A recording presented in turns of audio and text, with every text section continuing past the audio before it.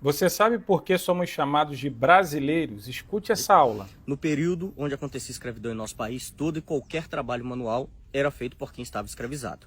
E trabalhos manuais são normalmente denominados com palavras que terminam em sufixo eiro. Faxineiro, cozinheiro, sapateiro, ferreiro, carpinteiro e vários outros. É muito comum a utilização do sufixo eiro de forma pejorativa, diminutiva ou para ofícios manuais. Algumas formas pejorativas. Quem tem moto é motociclista. Está fazendo alguma coisa de errado com essa moto, motoqueiro.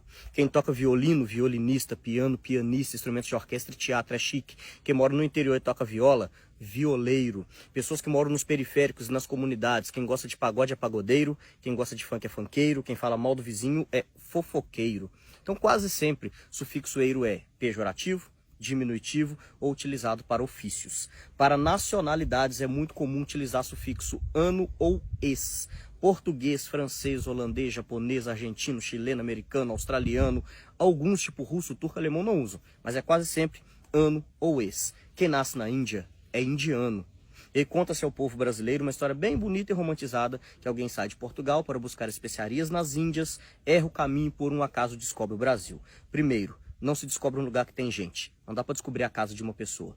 Segundo, entre Brasil e Portugal, a parte mais próxima, 5.600 quilômetros. Quem erra 5.600 quilômetros de uma viagem tão importante?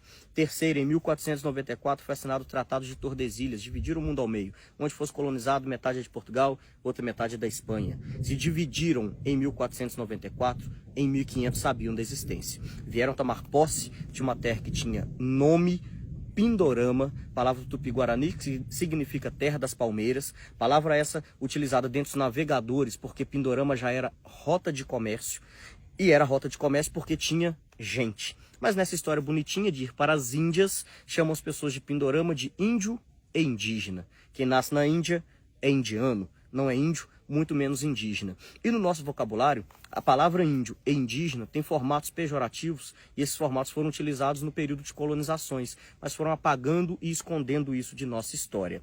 Prefixo in, ausência ou negação. Impossível, infiel, infeliz, incompetente, inconfidentes, que é uma palavra bem de ouro preto. Indígena era, não é mais, não gente. Inclusive tem outra palavra muito parecida no vocabulário.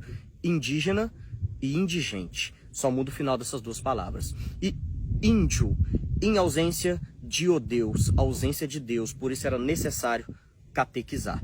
Chamar povos originários, assim deveriam ser chamados até hoje, em terras colonizadas, de índio e indígena, além de tirar a identidade desses povos, eximia o colonizador de culpa. Se não é gente, não tem alma, escravizar ou exterminar, não tem problema nenhum. E alguns desses povos que aqui já estavam sabiam como cortar e principalmente extrair pigmentos do pau-brasil. Isso era ofício. Ofício termina em sufixo eiro. Quem fazia esse trabalho era chamado de brasileiro. A única nacionalidade do vocabulário português que termina em sufixo eiro é exatamente a nossa, não tem nenhuma outra. E outras nacionalidades e línguas diferentes não utilizam. O italiano chama o brasileiro de brasiliano.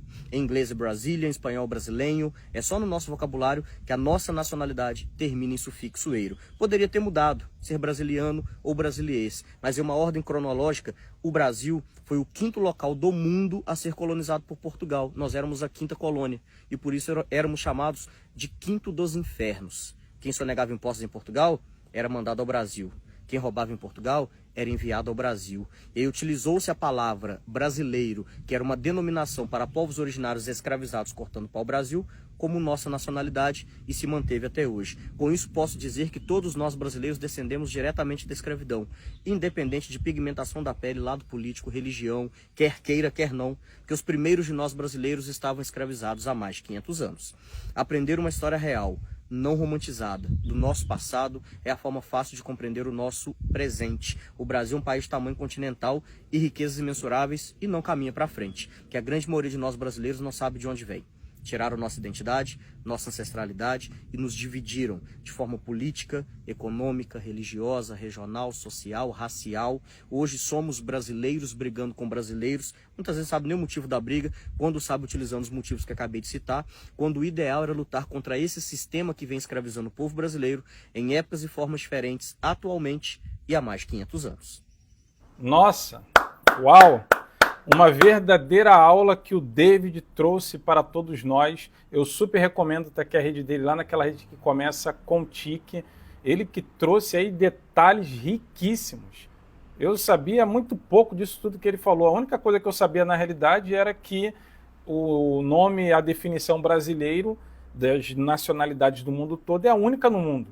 Você vê o italiano, você vê o inglês, o francês, o americano, só a gente com essa terminação diferente, porém não sabia todas as motivações, toda a história por trás disso tudo, e que triste história. E como ele falou, a gente não vai conseguir ir adiante se a gente não olhar para trás. E aquela velha máxima, quem não conhece o seu passado está fadado a cometer os mesmos erros no futuro. Agora me conte aqui abaixo, você sabia de todas essas informações que o David trouxe para a gente de uma forma brilhante?